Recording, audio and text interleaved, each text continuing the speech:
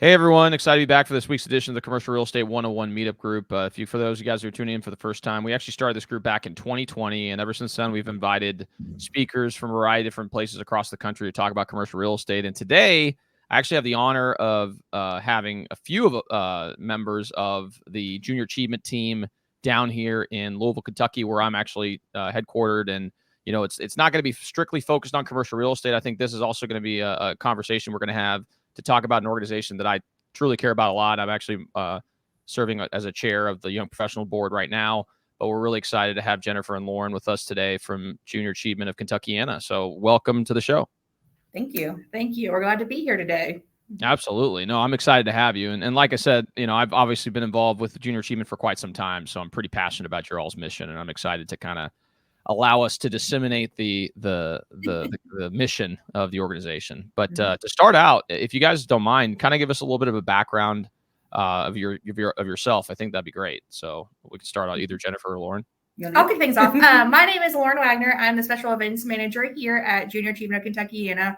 I have worked in nonprofits for a while now. That is truly where my heart lies. But Junior Achievement caught my eye because I truly believe in the power of financial literacy and workplace readiness. Because I feel like a lot of our youth are not having those conversations at home or in school, even to prepare them to be successful adults.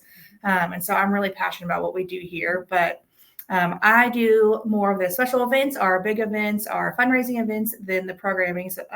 But I love to be involved with everything. Yeah. And I am Jennifer Hayes. I'm the Senior Director of Education here at Junior Achievement of Kentuckiana. I have worked in the nonprofit sector for, I would say, about 25 years. I think I'm showing my age a little bit by saying that. But I came over to Junior Achievement because I think it's just a great special opportunity to meet kids in all age levels in order to educate them and prepare them for when they leave, out of home and leave the nest from mom and dad, right? So they can be well prepared for their future.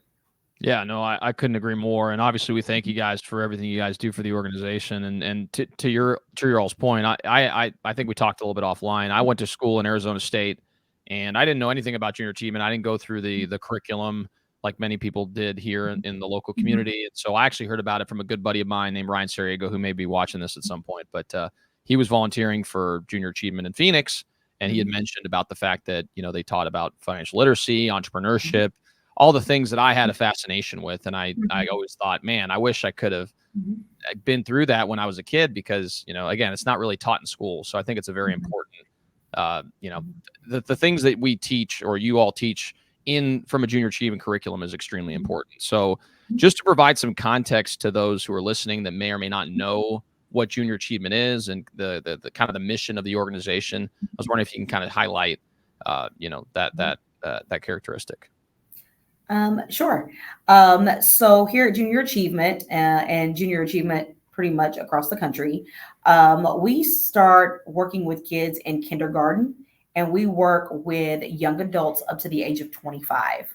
So we have curriculum for each of those grade levels. We try to meet the students where they are through fun, engaging programs. We have 3 pillars here at Junior Achievement that focuses on financial literacy, career readiness, and entrepreneurship. So again, we are trying to prepare our kids in an engaging, fun manner where they retain that information and meet them where they are in order for them to be successful once they get out on their own. Definitely. No, 100%. And you guys alluded to the curriculum. Are there, because one of the things that I can share just through my limited experience with the organization is that, you have curriculum that you can offer to a wide range of levels within the K through 12. And even now you've incorporated young adults into that mix as well. So what are some of the, I guess, the curriculum that you could share, maybe that there are some of the more, foundational items, and obviously as a volunteer, you'd go in and provide some curriculum as well. If you could share some insights on that, I think that'd be interesting. Yeah. So JA, we actually rely on volunteers in order to meet the demand of what our schools and our community partners are asking for. for their children to be presented with, or their young adults to be presented with. So we start at kindergarten, and it's called JA Ourselves. So kids get to learn a little bit about themselves. Then it goes into JAR Families, which is first grade, then JAR Communities, then JAR City. So each of them is really focused on teaching them about how cities work, how government works, how money works for you. So I know I was in a classroom with second graders, and they get a lot of play money when they do their activities.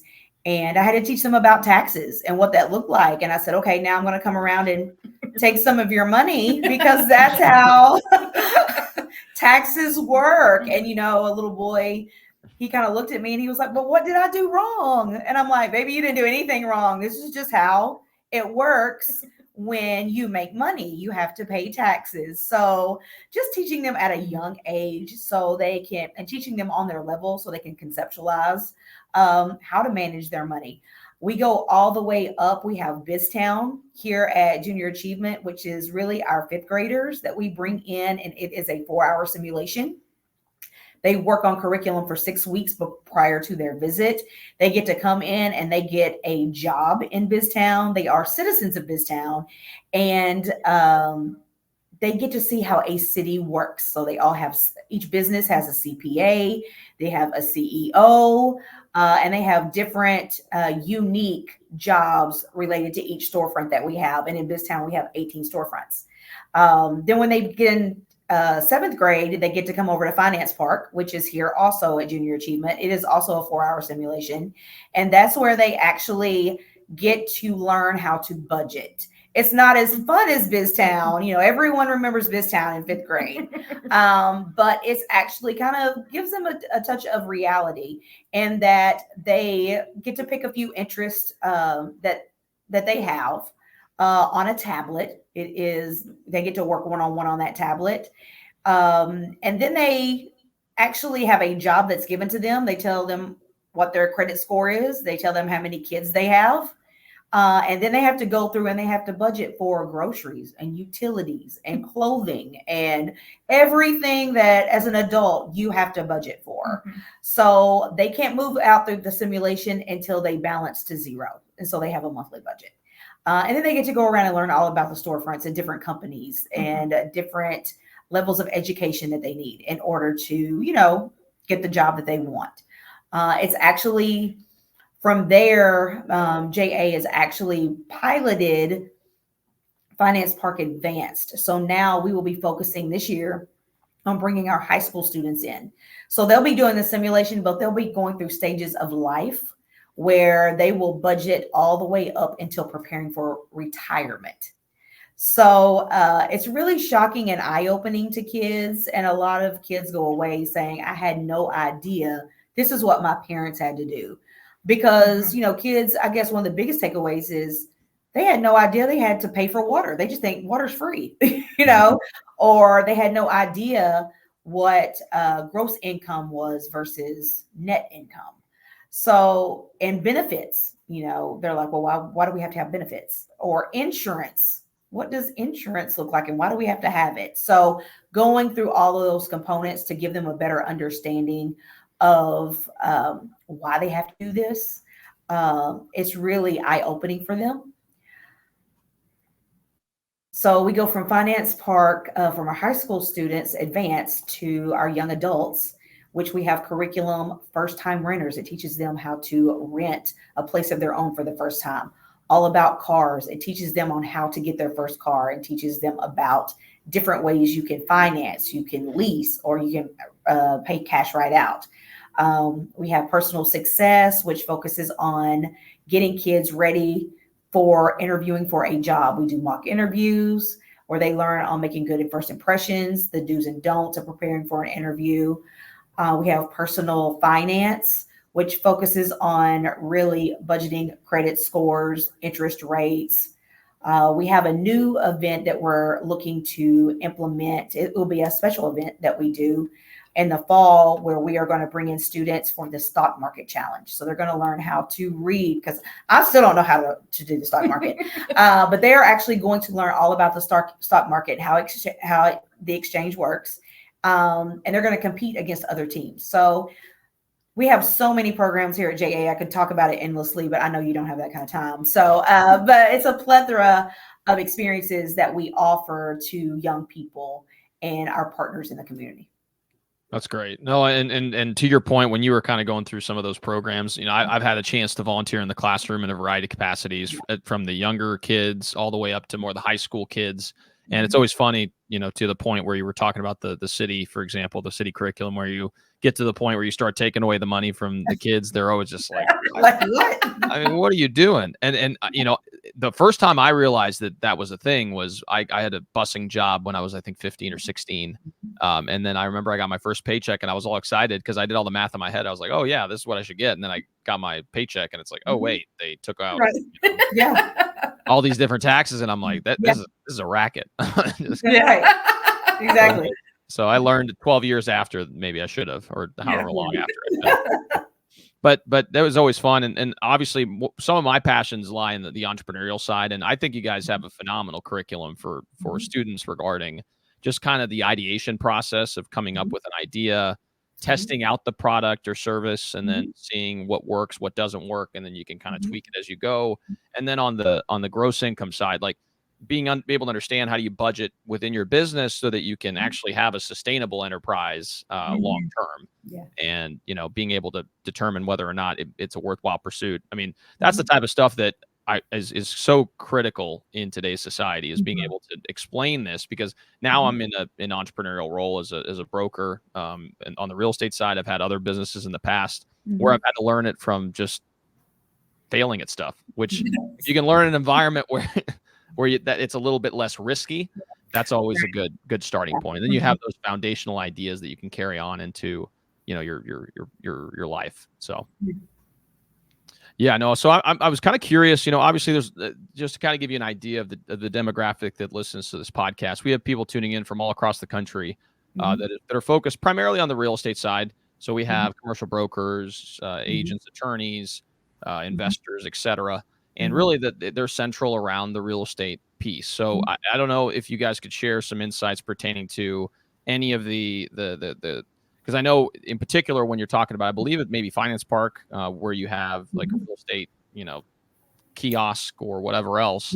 I guess what type of, offerings do you typically have in those environments, and some of the lessons you teach to kids regarding that?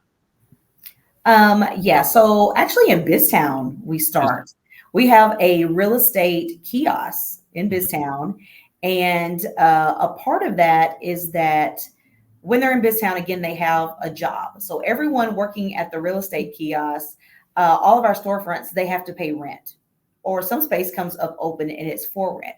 And so they have to go around and they have to kind of promote the storefronts, and at what rate they rent from, and why they should, take that business on for themselves. So it starts at a very young age, 5th grade.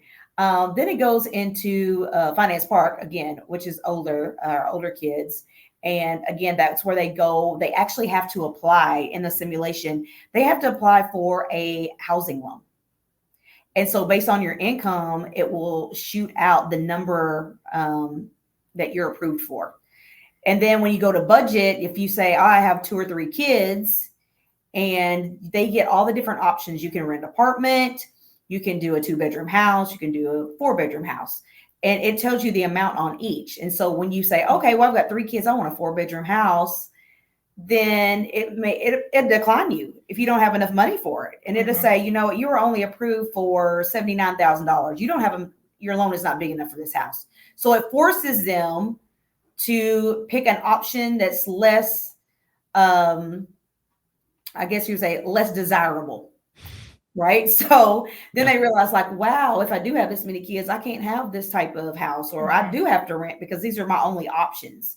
And then it teaches you about the interest loan, that you take that home loan out, and the interest, and how your credit score affects your loan. So that's a really big piece in Finance Park that we have. And again, going back to our emerging leaders program, the first time renters insurance, it's really going back to, okay, well, I don't have the money to purchase right now, but I can rent. And what's the difference between renting and actually purchasing, and how do I prepare for those, the steps that you take to prepare, because no one wants to be renting for the rest of their lives. But this is the first step to learn the ins and outs of, realty in the housing market. Yeah, no, and to your point, it kind of teaches you about having to give some in certain categories so you can have something else. It's Yes. it would be great if everyone had a limited amount of resources, but in life, you kind of are dealing with a limited number. Hopefully, you grow that over time, but Right. throughout the periods of your life, you have to understand. Okay, well, there's going to have to be sacrifices made for certain things in order to make sure I get this particular whatever it is you're trying to focus on. So I Yep. think those type of lessons are definitely valuable. And the fact that you're able to, kind of showcase those skill sets in Biztown and Finance Park, where and the Biztown side. I mean, that's, as a commercial agent, those guys who are listening, or guys and gals who are listening, that's what we do. We take spaces. We say, okay, how can we market this space to the right person and be able to get the number that we need to in order for everyone to be happy in the space. And so that's kind of skill sets that you can refine as well. So it's good to hear. And so, regarding volunteerism, because I know that's something that's very critical to the organization. It's the lifeblood of being able to administer the curriculum in the classrooms. I guess, what type of capacities can people get involved with the organization? And again, for those of you guys who are listening, if you guys aren't local to Louisville, I'm guaranteeing you there's going to be a Junior Achievement in your local market that you could likely get involved with if that's something you're interested in. But if you could share a little bit about those pieces, maybe volunteerism, and then maybe again we'll touch on the board positions as well if people are interested. Yeah. So I would say, just to expand on a little bit what you said, we are in the Louisville area, but we also serve 25 additional counties. So if you're in Kentucky, we take a big chunk of that area that we are serving. So we have different kinds of experiences that individuals can get involved in if they want to volunteer. If their child has a field trip to Biztown or Finance Park, they can actually sign up to come with their child that day and volunteer. So we really depend on our volunteers to help run Biztown and Finance Park each day. So that's one way. Another way is we actually take our programs into the classroom. So some schools will choose to do maybe the full program, which is maybe a 5 or 6 week program with their students. So we're always looking for volunteers that can make that larger commitment to go in maybe 5 or 6 times to teach the curriculum, maybe in 45 minutes for 5 or 6 weeks. Many times it's very challenging to find volunteers that can commit that kind of time. So we do JA in a day. So JA in a day is where we have volunteers that come in for 3 to 4 hours in one day and teach the condensed version of the program. So we're always looking for that, because once you get 1 3rd grade on board in a school, then every 3rd grade wants it. And then sometimes the 2nd grade wants their program and the 1st grade. So I have actually gone in and assisted with JA in a day where we had maybe 12 or 14 classrooms going on at the same time. So we like to put volunteers together so they don't feel like they're out there by themselves. So we need 2 volunteers per classroom when we do that. We always have a teacher present to support with any discipline, or, if you kind of get stuck in any way, they're there to support, as well as a JA staff that is there present and is kind of monitoring, just to make sure that volunteers are comfortable. We also do a thing with our personal success where they're not necessarily teaching the lessons. They can if they want. Of course, we'd always take them, but that's where we're teaching them on how to get ready for an interview in the workforce. So we do mock interviews. So we're always looking for volunteers to come in and do mock interviews with our students. We have sample questions, so we try to make it easy for the volunteer, but also giving the student feedback on what went well, what didn't go so well.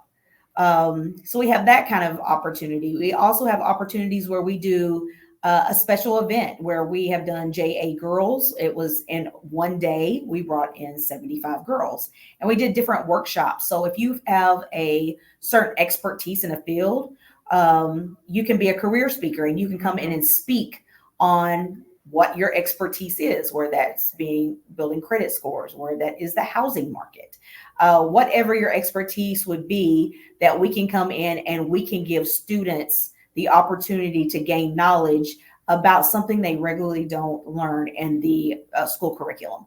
So I would say if you're interested in volunteering, we will find a way to suit your needs because we are really reliant on volunteers. And just to give you an idea, I just crunched the numbers this morning for this school year. We had almost 3,000 volunteers that came through Junior Achievement this year, which is phenomenal. And people think, if you have that many, why do you need more? It's because we are continually expanding into new classrooms and to new partnerships. So that is a higher demand. So the higher demand that we have, the more volunteers that we need. Yeah. And could you share the amount of students you guys were able to impact this last year? It's pretty significant. So it's a pretty Yes, it is. So I can't give you the final number until after June 30th when our fiscal year ends. But right now we are looking at ending our year around 52,000 students that we impacted for the 23-24 school year. That's amazing. It is. It's a testament to the commitment to the staff and ultimately people as well that are volunteering in the classroom. Absolutely. And I'll say our organization has been around for 75 years. And in that time, we've served over 500,000 students. No, yeah, no, it's truly an amazing organization. And I'll speak to the volunteerism side regarding, just my experience volunteering. I've been affiliated more so on the board side, which maybe, Jennifer, you could touch or Lauren, I'm sorry, you could maybe touch base on a little bit. But I've volunteered in a variety of capacities, more so with several times in the classroom with younger kids. I've done the entrepreneurial side, done JA in a day. All these different programs are the curriculum is very straightforward, easy to interpret. Getting in the classroom and having conversations with kids of all ages is always a fun time for me. And in particular, the curriculum itself, I think, is very important. I believe we just don't see a lot of this in the curriculum you get in the regular classroom. And so, the act of you deciding to get into the classroom to share this information is very valuable to the community as a whole. So I would highly encourage anyone who's listening to this to try to get involved. Absolutely. Yeah. And Lauren, I don't know, Lauren, if you wanted to share a little bit about the board side, because I know we've got two boards as well. Yeah, so we are really fortunate here at Junior Achievement of Kentuckiana. We have a regional board of directors that has about 70 individuals that represent different corporations in our community. And they are a governing board, so they oversee our organization. And then we also have a young professional board that is anyone ages 22 to 39 that lives in our community that is just looking to get involved. A lot of our young professional board members, it's their first board. So we try to help expose them to what that looks like. But the regional board and the young professional board do a great job of helping support us in volunteering in our events, with sponsorship, with opening doors, making connections for us.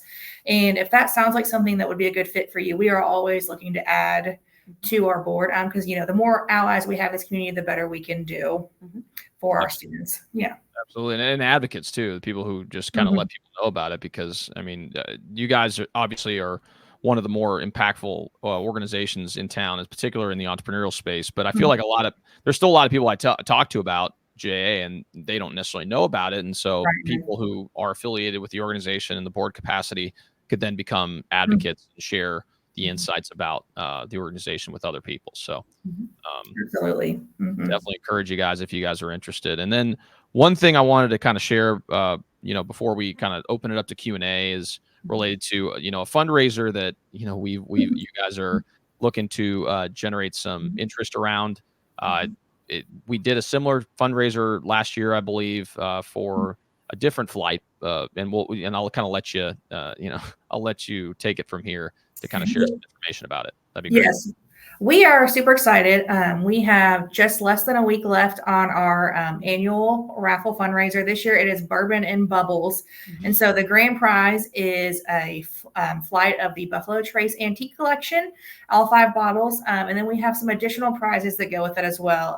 Some high-end champagne and wine. We have 2 weekend passes to Bourbon and Beyond, 4 tickets to the Kentucky Bourbon Festival, and then some VIP tickets to the Angel Envy Distillery here in Louisville. And to be a part of that, it's $100 per ticket. We're only selling 750 tickets this year. And And so your chances of winning are pretty high. And so all of that money goes directly back into our local students. We are fortunate that this raffle is sponsored by Delta Dental of Kentucky. They're a great partner of ours. And so any of the proceeds go directly back into our programming. If you're interested in purchasing your ticket, you have until Tuesday, June 18th at 11:59 p.m. Eastern Standard Time to purchase it. And you can go to our website under the events tab and you'll see more information there online.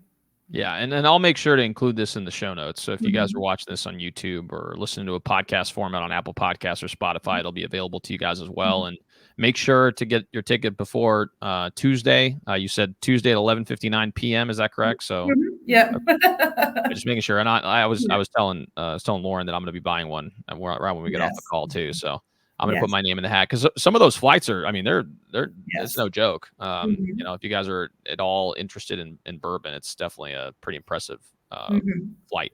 So agreed. Definitely. So, you know, what I wanted to do is to kind of let anyone who's listening on either LinkedIn, Facebook, Twitter as well, if you guys have any questions in particular, we'll open it up to Q&A right now. And if we don't have any questions, you know, I may wrap it up and we can can make sure that you guys provide all your contact information so that people can get in touch with you if they're interested in trying to get involved in some capacity. So I'll give it about I'll give it about 20 to 30 seconds to make sure if anyone has any questions. I'll say, and I'll do a shameless plug while we do that, because you mentioned that we are in 25 counties besides Jefferson County, which is where Louisville is located. That does include Southern Indiana. So if you live, work in Southern Indiana, we do serve the students in that area as well, not just Louisville when you think of, you know, Kentucky. Definitely. Yeah, and out of curiosity, what's the size of our Kentuckiana chapter compared to other junior achievement chapters? Because I feel like we're pretty big. You guys have a really big reach. So yeah. Don't quote me on this, okay? I will. I'm gonna hold it. But we cover a large area in the state of Kentucky. I would say and a lot of people don't realize that junior achievement, you know, when people think about junior achievement, they're thinking of BizTown. That's what they know, right? And Finance Park, 50% of junior achievements across the country don't even have a BizTown or a Finance Park. So we're very blessed that they had a vision over 20 years ago when they built this facility to have those. Some of them have a dual capstone. That's what we call them, as capstone. So maybe one day it's BizTown and another is Finance Park. So I think that with the numbers that we serve, we're probably one of the top tiered junior achievements in the country. Yeah, I can imagine. And you know, again, if you guys are local to the area or really in the vicinity and you ever wanted to, you know, tour the facility, it really is impressive. You guys have put in a lot of work, and I believe now you guys were working on trying to update the foyer area, Yeah. So we are celebrating our 75th anniversary this year. So come September, we are going to have a JA explosion. So that'll include a lot of different activities, more details coming soon. But we're going to highlight the educators, the volunteers. We're going to do a ribbon cutting for our new lobby. So if you're in the area, stay tuned. And do a couple different things to celebrate that 75 years. And one of those things is going to be the new lobby, which will be exciting. Definitely. Yeah. Well, cool. It looks like, you know, it looks like there's no questions right now, but first off, I really do appreciate you guys' time coming on the show. I think it's going to be a very insightful podcast for many people. And again, even if you guys aren't in the local area, I would highly encourage you guys to get involved in the organization. I really do think it's a very powerful organization. And again, there's chapters all across the country. So for whatever reason, you guys aren't local. If you are local, obviously try to get involved. I think it's, again, I really do think it's a great organization, but if not, then if you're not local, definitely consider looking into the organization in your local market. But if people want to learn more about, you know, getting involved or, you know, signing up for future notices or whatever else pertaining to JA of Kentuckiana, what's the best way for them to be able to do that? I'd say go to our website, jaky.org. And that, you know, there's plenty of options of how you want to get involved, but there's a volunteer tab if that's what you're looking for, and that will connect you with us and we'll find the spot for you. Okay. Yeah, and I'll make sure to grab that information and throw it in the show notes. If you guys are watching this on YouTube, it'll be in the description. If you guys are listening to this in a podcast format, it'll be in the description as well. So, all right. Well, thanks again so much for stopping by. We really do appreciate your all's time. For those of you guys who are watching this on YouTube, please like and subscribe. It makes a big impact in our ability to reach a broader audience. Along with that, if you guys will listen to this in podcast format, please leave a 5-star review. It makes a huge impact in our ability to try to spread the word and understand the many facets of commercial real estate. So thanks again so much for tuning in, and we'll see you all next time. Bye. Thank you.